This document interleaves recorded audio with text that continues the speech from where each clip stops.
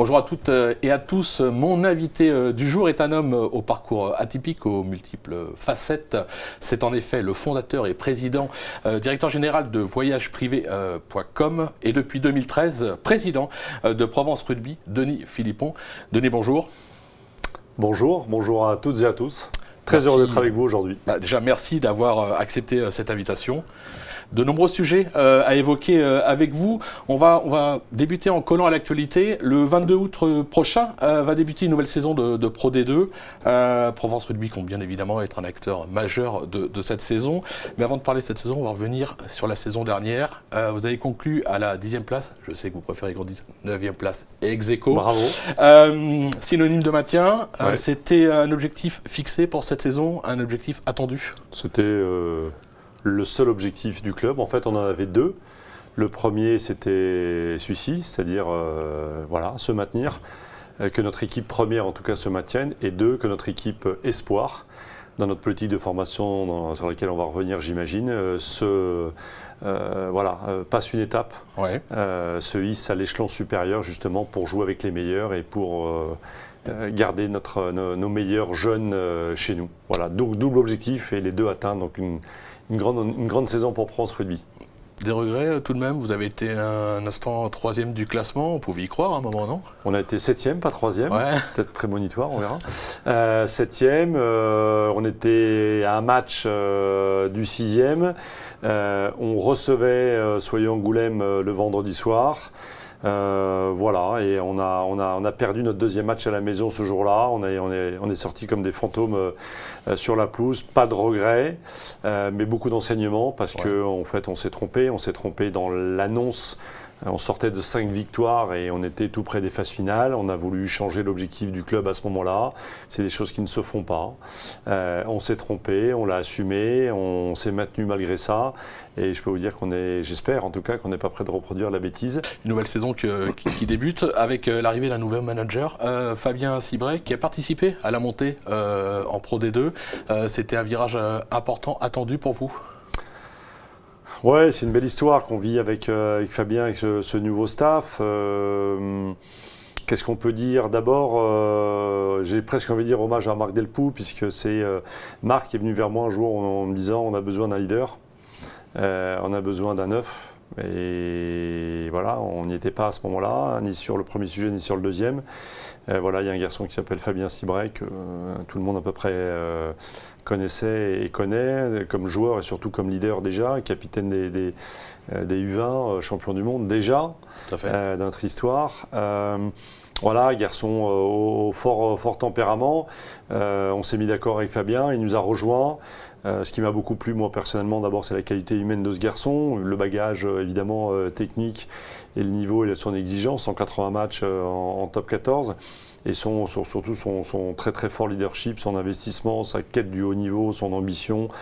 Voilà, et c'est ce qu'il nous fallait. On avait besoin de passer cette étape-là. Et Fabien nous a convaincus sur le fait qu'il venait pour le projet, sur la durée, espérer en Pro D2 évidemment. Et donc naturellement, quand il a fallu trouver la meilleure formule après le départ de Marc, j'ai fait le choix de cette équipe, de cette ossature, dans la continuité avec Patrick Pézeri, ce choix évidemment de Jamie pour son exigence et ce qu'il donnait, et pour le leadership de la jeune pousse qui arrive, mais dont on sent qu'il y a un fort potentiel, il y a du talent et sur lequel on a envie de jouer. Et puis voilà, puis vous connaissez la suite naturellement. Fabien s'est installé en tant que patron de cette équipe parce qu'il est fait pour ça, tout simplement. Le défi est immense. Il sera seul manager cette année. C'est une belle personne et un grand technicien, donc on en attend évidemment beaucoup. Vous parlez d'un défi immense. On va parler de ce début de saison qui s'annonce quand même pas simple. Vous allez vous déplacer. Premier match à Mont-de-Marsan, du lourd. Puis après 2 réceptions, Perpignan, Grenoble, on reste dans le lourd. Juste après un nouveau déplacement à Béziers et enfin vous recevez Vannes. 5 premières journées qui risquent de définir un petit peu la suite de la saison, non? Du lourd, puis du très lourd, puis du très très lourd et ainsi de suite. Je pense qu'il y aurait tellement de choses à dire. Oui, c'est un très gros bloc, mais en même temps, ça nous permet aussi de démarrer très fort, que les garçons se sentent évidemment particulièrement concernés parce qu'ils savent exactement ce qui les attend, c'est-à-dire de la haute difficulté, du très haut niveau. Voilà, on sait ce qui nous attend, il faudra être prêt. On bosse depuis des mois et des mois sur ces échéances-là. Et voilà, on essaiera d'être prêt au maximum, de faire honneur à notre maillot et notre aventure le plus possible. On le sait tous très bien, la Pro D2 c'est une saison très très longue. Dans tous les cas, on ne s'affolera pas si le début de saison est un peu plus poussif que celui de l'année dernière évidemment. Et puis on essaiera de ne pas s'enflammer si jamais on fait un début de saison qui sera... je veux dire conforme un peu plus à nos ambitions dont on reparlera peut-être tout à l'heure. On va en parler tout de suite des ambitions justement, sans langue de bois. L'ambition cette saison, c'est quoi? C'est déjà d'essayer d'intégrer le top 14 en fin de saison ou c'est encore une année pour apprendre, pour prendre de l'expérience? L'ambition elle est claire, l'objectif il est clairement affiché, on l'a dit sans se cacher, ça sera de faire mieux que l'année dernière et ça ne sera pas simple. Voilà, ça ne sera pas simple parce que d'abord on commence avec évidemment un premier gros bloc et on enchaîne derrière. Et puis on est attendu cette année, on l'était un peu moins l'année dernière. On fait 100% de victoire, sauf 2 accidents, avec tout le respect que j'ai pour Soyeux et pour Massy, c'était des matchs à notre portée. Quand on bat à la maison Bayonne, Brive, Oyonnax, Biarritz, et voilà, tous les gros, tous les qualifiés, Béziers, tous les qualifiés Mont-de-Marsan en inauguration de cette fameuse tribune. Voilà, on a fait grand chelem à la maison. Sur en tout cas les gros. Si on fait ça, forcément l'année prochaine on va être attendu.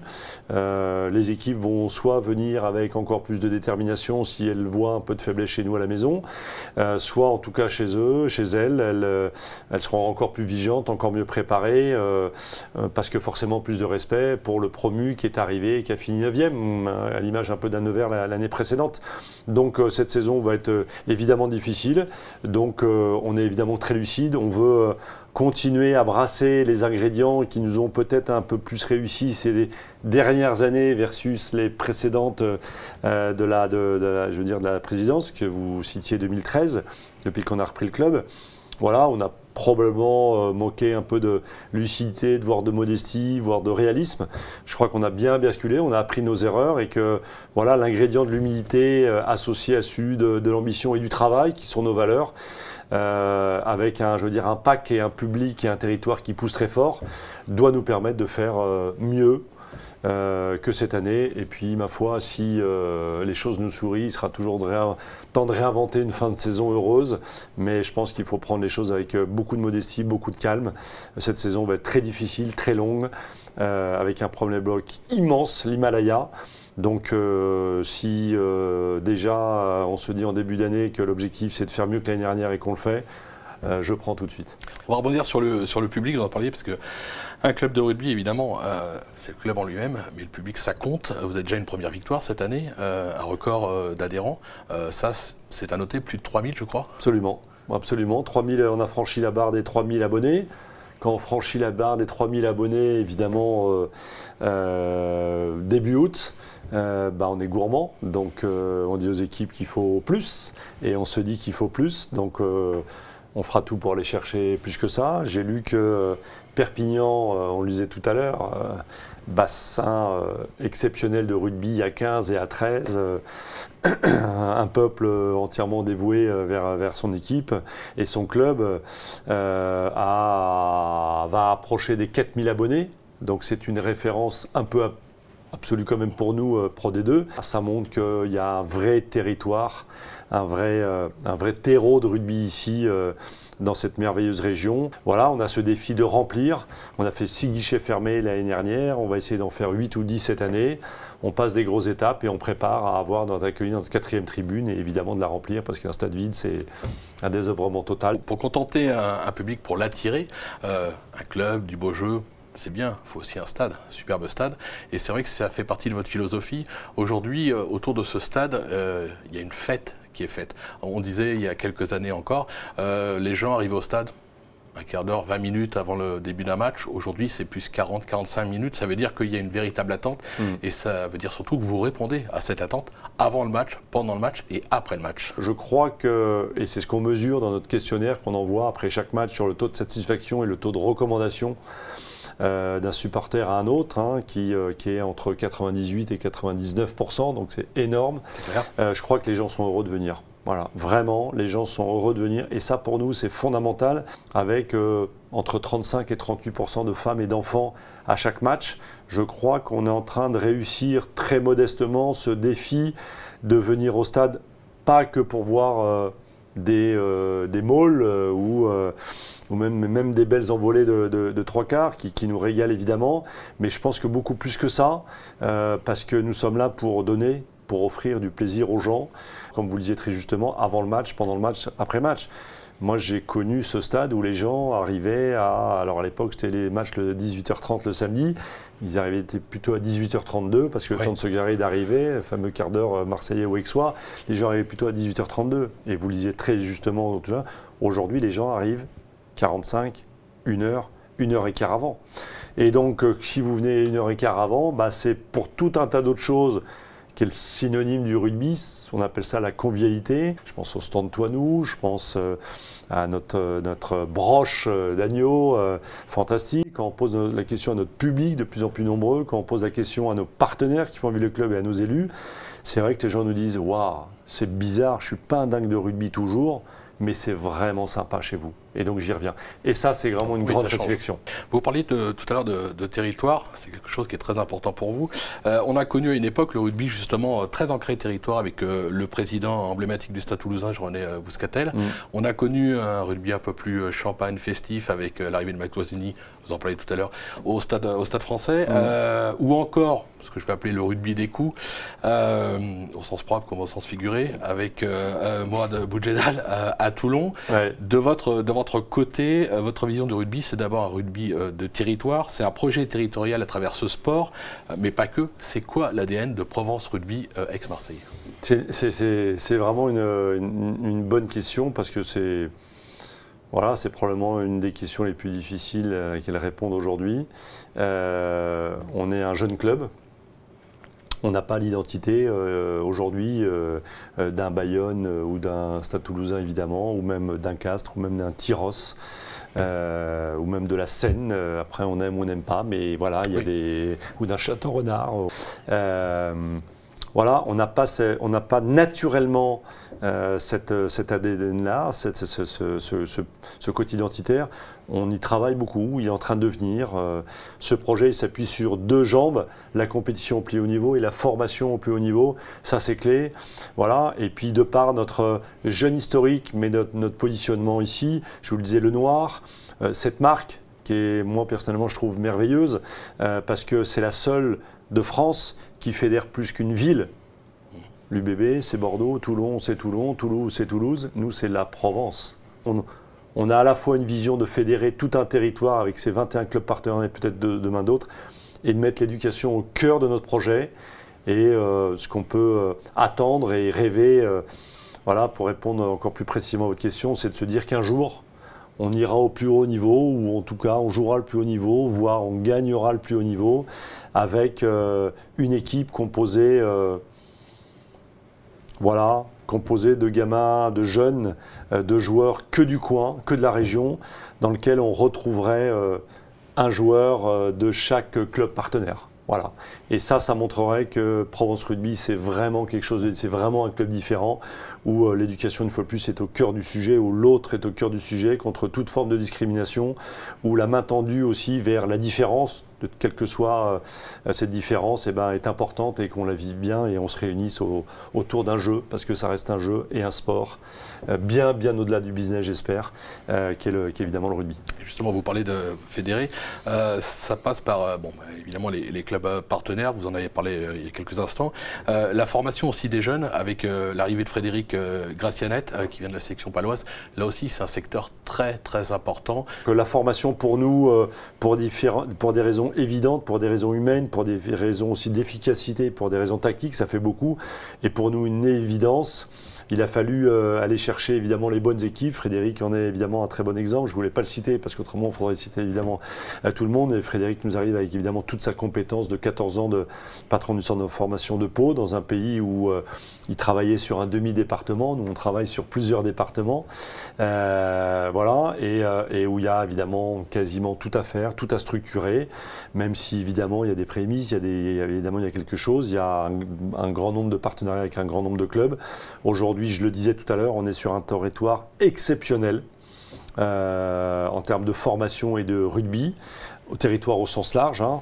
Ce qu'il faut, c'est orchestrer tout ça, organiser tout ça, respecter tous ces clubs aussi qui sont des clubs formateurs exceptionnels. Il faut travailler avec eux pour qu'il y ait un échange de bons procédés, un échange d'éducateurs, un échange de gamins, un échange de maillots, un échange de savoir-faire, une compréhension, des rencontres mutuelles, etc. pour que le succès du rugby en Provence ne soit pas le succès évidemment de Provence Rugby, mais je vous le disais, de toute une Provence.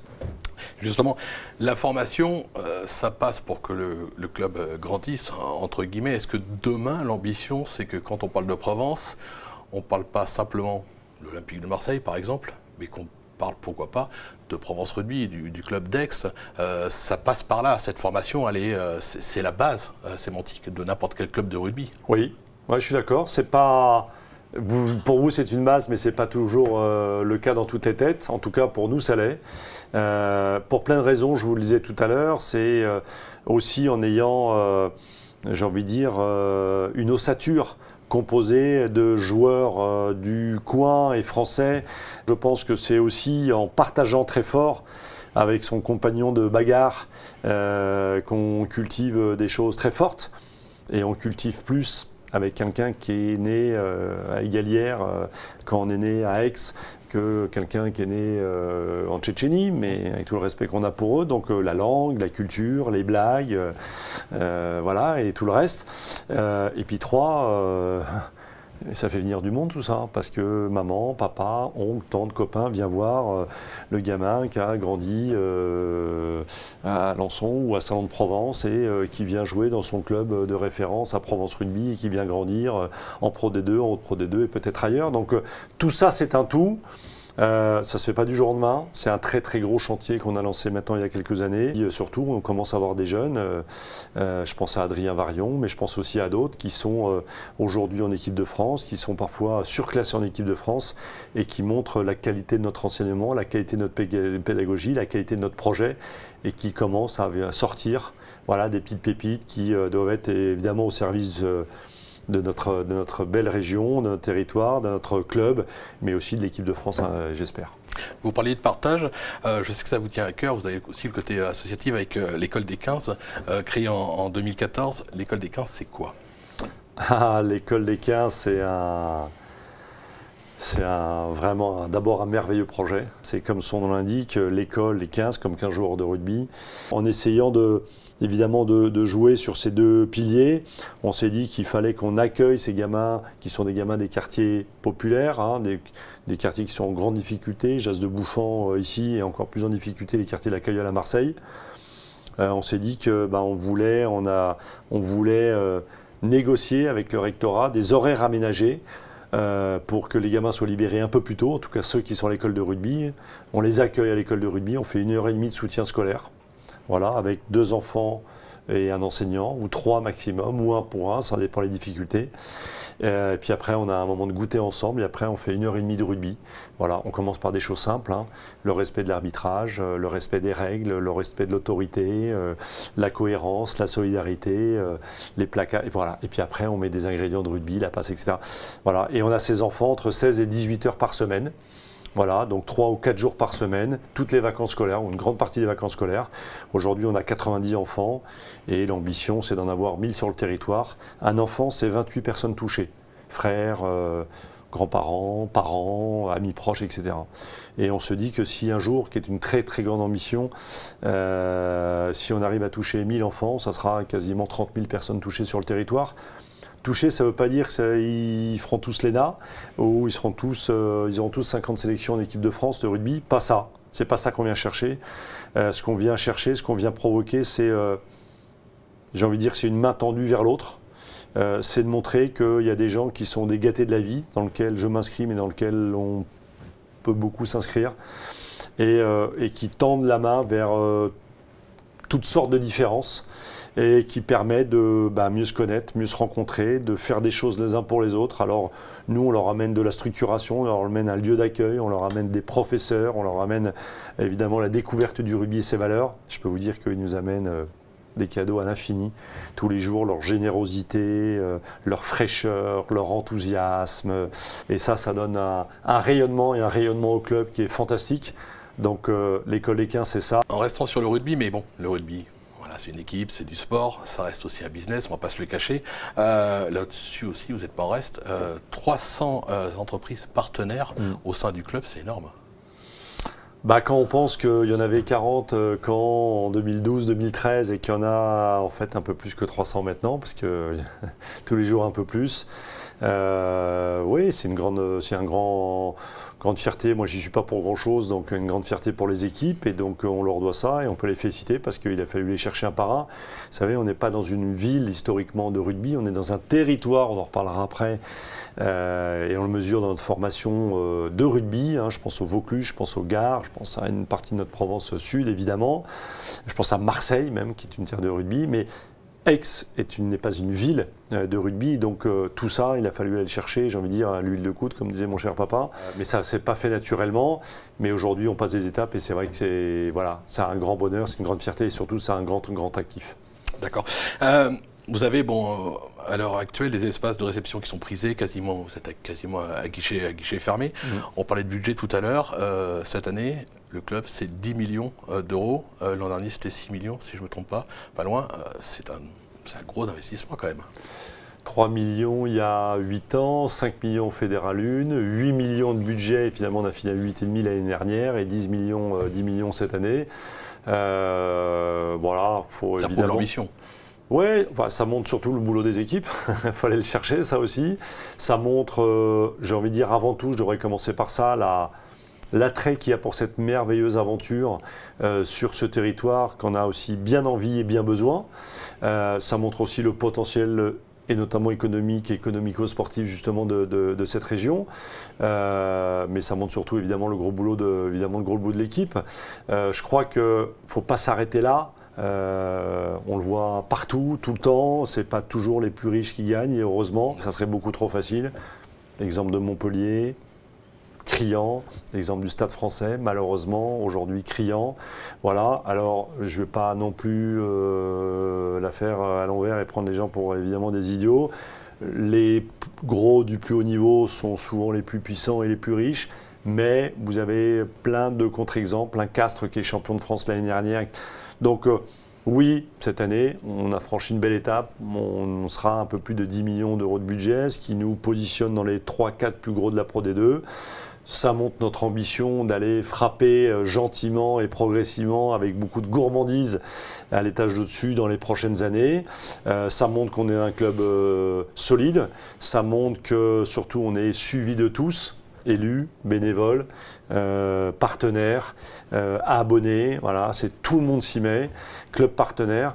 Et voilà, mais ça ne fera pas tout. C'est pas parce qu'on a 10 millions qu'on sera finaliste, c'est pas parce qu'on a 10 millions qu'on sera maintenu. Donc restons extrêmement modestes par rapport évidemment à ces chiffres et ce budget. Mais en tout cas, on a donné à l'équipe, au staff, aux joueurs, les moyens d'être, je crois, compétitifs cette année. On l'aura compris, de nombreux projets, notamment un qui vous tient tout particulièrement à cœur, c'est l'arrivée du futur campus voyage privé. Le campus voyage privé, c'est quoi exactement ? Le campus voyage privé, c'est un lieu géographique sur 4 hectares, sur la zone de la Constance, donc tout près du centre-ville, dans notre chère et belle ville, qui va accueillir l'ensemble de nos initiatives, donc le siège social de voyage privé, le centre de l'école des 15, où aujourd'hui à Maurice-David on a 63 enfants. Grâce à cette structure-là, on pourra en accueillir 150. On aura notre centre où on accueille nos startups, les tremplins de l'innovation, notre incubateur de startups. Et puis on aura le centre d'entraînement de l'équipe 1. avec non seulement un terrain, mais tout ce qui se fait de mieux comme infrastructure, salle de musculation, vestiaire, récupération, salle vidéo, bureau des coachs, vraiment un écosystème très performant qui permettra, je crois, de continuer à passer des étapes pour les joueurs et pour notre encadrement sur le club. Voilà, mais au-delà du club, ça sera beaucoup plus que ça, vous l'avez bien compris, avec une jeunesse des incubés start-upers qui nous donneront aussi la flamme, avec la cohabitation entre des gamins des quartiers et leurs idoles, les joueurs de l'équipe 1, avec les salariés, actionnaires de voyages privés qui seront en confrontation de tout ce monde-là et qui ne sont pas recroquevillés sur leur réussite que professionnelle. Voilà un écosystème, là encore, contre toute forme de discrimination qui permettra de tendre la main, de se tendre la main pour cohabiter. Une nouvelle façon d'entreprendre, aussi une terre d'opportunités parce qu'il se passe beaucoup de choses, il y a des carrières qui se construisent aussi là-dedans. Bref, un lieu un peu unique, peut-être un peu iconoclaste, un peu en tout cas différent de ce qui se fait ailleurs, où on a envie d'entreprendre différemment, avec une responsabilité sociale, sociétale très forte, on se sent concerné, on se sent gâté, et on a envie, vous l'avez bien compris, de redonner un peu de tout ça à notre ville, à notre région, à notre territoire, et voilà, en donnant la main à ceux qui veulent bien aussi l'attendre.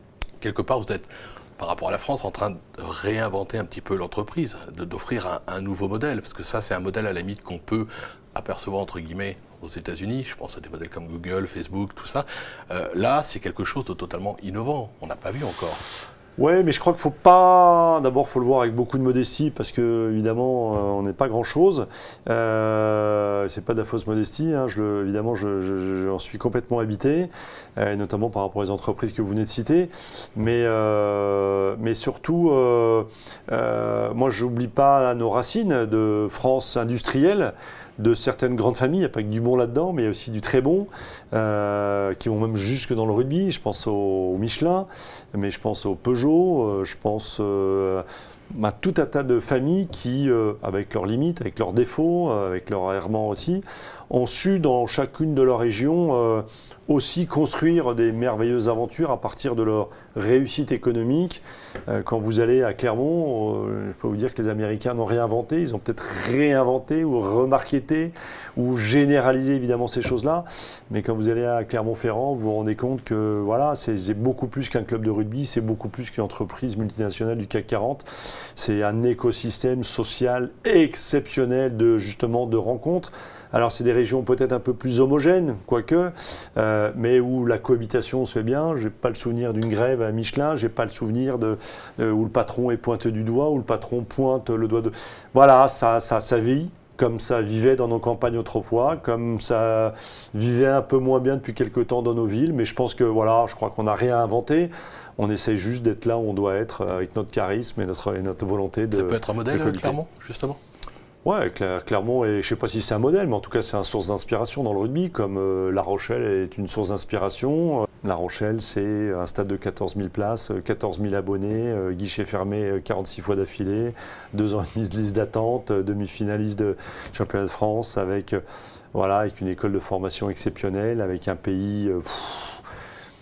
qui a construit du rugby et qui a un stade en feu tous les vendredis ou les samedis soirs.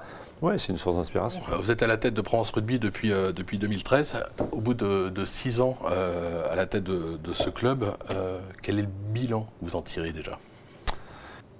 On a fait tout ce qu'on a pu. On a testé beaucoup de choses. On a fait aussi beaucoup d'erreurs. Voilà, donc si c'était à refaire, déjà, on essaierait de ne pas refaire les erreurs qu'on a faites, mais on est toujours plus intelligent après. Je crois qu'on a perdu... On a perdu du temps, beaucoup de temps, et on a perdu des gens et du monde parce qu'on a voulu aller un peu vite, voilà, avec de l'ambition, avec des étapes qu'on a passées qui n'étaient pas les bonnes étapes. Voilà, aujourd'hui, un club, c'est d'abord un projet identitaire, c'est d'abord de la formation, c'est d'abord du bel ouvrage, c'est des infrastructures, tout doit être huilé. Vous savez, c'est un village ou une ville. On accueille 6 000 à 7 000 personnes à chaque match, on en nourrit 2 000 ou 3 000. C'est tout c'est un nombre de ramifications, de bonne volonté, de salariés, de bénévoles. C'est tellement complexe, on a mal appréhendé ça, on ne connaissait pas non plus. Et je pense que On le disait, le projet identitaire et puis la patte humaine est clé, est absolument clé, au-delà de ce qu'on y met comme temps et comme argent, etc. Il ne faut pas se tromper de sujet, voilà. Donc on a fait pas mal d'erreurs. Je pense qu'une des modestement de nos forces, c'est de se remettre en cause de ces erreurs. Voilà, donc on a à chaque fois tiré les bilans de ces erreurs. On a rebondi par rapport à ces erreurs et puis on a reconstruit en faisant chaque année, je crois, un petit peu mieux. Donc voilà, on est sur le bon chemin, je crois. On commence à bien apprivoiser le sport en lui-même, le rugby en lui-même. Voilà, on venait de nulle part, on ne vient pas du rugby, on n'a pas été des grands joueurs de rugby, on n'a pas été des grands dirigeants de rugby, ça s'apprend. Voilà, sur le reste, on était un peu plus à l'aise, sur le marketing, sur les infrastructures, sur les équipes, tout ça, même si là aussi, on a fait beaucoup d'erreurs. Maintenant, je crois qu'on commence à avoir un bon maillage. Voilà, une belle, j'ai envie de dire presque une belle esprit d'équipe entre ce qu'on appelle l'administratif, la SASP, évidemment l'équipe 1, la formation et l'association, tout ça, ça ne forme qu'un. Est-ce qu'on gère aujourd'hui une équipe de rugby comme on gère une entreprise? Non. Pas du tout, non, rien à voir. C'est ce que je pensais il y a 6 ans. Ouais. Non, non, les aspirations, comme dirait Hérault, les aspirations sont les mêmes, c'est-à-dire que les ressorts sont les mêmes, on parle d'hommes et de femmes. Donc ça, de ce côté-là, oui, sur les grands principes, c'est comme toute grande aventure humaine. Après, je pense qu'il y a fondamentalement des... alors ça dépend de où vous mettez le zoom, évidemment, à chaque fois, mais fondamentalement, il y a des écarts qui sont immenses. Immenses. D'abord, il y a dans le rugby, qu'il n'y a pas toujours dans l'entreprise, même si nous, on le vit comme ça chez Voyage Privé, parce que notre modèle fait comme ça, une remise en cause totale. Vous repartez à 0 chaque samedi matin, donc chaque semaine. Et puis, si vous voulez, là, tout est fait que d'hommes. Vraiment. Alors, j'ai envie de dire comme dans l'entreprise, mais parfois dans l'entreprise, il y a des machines, il y a des robots, il y a ce qu'on appelle des barrières à l'entrée. Dans le rugby, il n'y a rien de tout ça. Oui, il y a de l'infrastructure, oui, il y a un peu de moyens, mais c'est surtout, c'est les hommes. Il y a une fragilité liée, mais qui est passionnante, qui est liée à l'équilibre humain dans un club de rugby que moi, je n'ai jamais retrouvé dans l'entreprise. Et quand je vous dis que je ne l'ai jamais retrouvé, c'est incomparable. C'est pour ça que je dis non. C'est pas pareil, c'est pas les mêmes mécanismes. Voilà, dans un club de rugby, c'est d'une fragilité, mais totale de chaque instant. Voilà, vous passez votre temps à essayer de faire en sorte qu'il y ait un équilibre entre toutes les communautés dont on vient de parler, à lesquelles on rajoute les bénévoles, on rajoute un public, on rajoute des anciens, on rajoute des élus, on rajoute la presse. Voilà. Et il y a un équilibre qui est extrêmement fragile. Il faut rester extrêmement humble, extrêmement modeste, extrêmement à l'affût de tout ce qui peut se passer à droite et à gauche. Et il y en a évidemment partout. Voilà, pour faire en sorte que le club soit le plus sain possible et travaille le plus harmonieusement possible, au service à la fin de nos 35 garçons qui vont aller chercher la victoire, parce que c'est quand même le phare et c'est ça qui donne le tempo. Voilà, mais pas que, bien évidemment, parce qu'on est tous au service de ce projet-là et de cette réussite-là du dimanche ou du samedi ou du vendredi soir. Mais quand même, à la fin, vous savez ce que j'appelle le produit dans l'entreprise, c'est le vendredi soir à 8h, quoi. Le gong, il sonne et il faut aller chercher la victoire, et notamment la maison. Ça, c'est incontournable. Ça, il n'y a pas de négo là-dessus. Voilà, et on est au service de ça, et on est en quête de ça, et on est fragile, et parce que dépendant de ça, et en même temps, si on bosse tous au service de ça et qu'on met les ingrédients, la conséquence est la victoire. Denis Philippon, merci d'avoir répondu présent lors de cette interview. On va se quitter sur ces mots. On va surtout se donner rendez-vous le 23 août prochain. C'est la saison qui démarre. Un déplacement à Mont-de-Marsan. On va y croire. Le 23 août, on rencontre une des références de la Pro D2. Ça va être évidemment un gros rendez-vous. Ce que je peux vous dire, c'est que l'ensemble de l'aventure, l'ensemble de Provence Rugby travaille depuis des mois et des mois d'arrache-pied, évidemment pour être prêt pour démarrer cette saison en faisant, voilà, en étant le plus fin prêt possible, en étant le plus fier possible de notre maillot. Voilà, on a beaucoup travaillé, j'espère qu'on aura bien travaillé. Rendez-vous le 23 août à 20h, avec tout le monde, j'espère. On va être tous soudés derrière le club et sachez que la porte du studio vous est toujours ouverte. À très bientôt. Merci infiniment, merci beaucoup.